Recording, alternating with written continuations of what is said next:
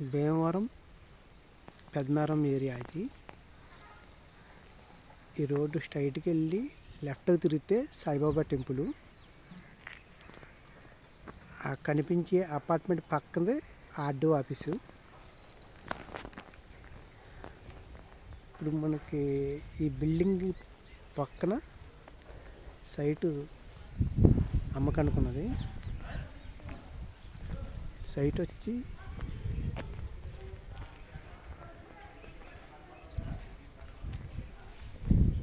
ఇది 4 సెంట్లన్నరకే.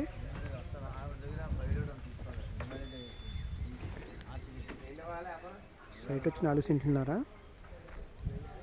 ఇది site facing వచ్చి 35 అడుగులు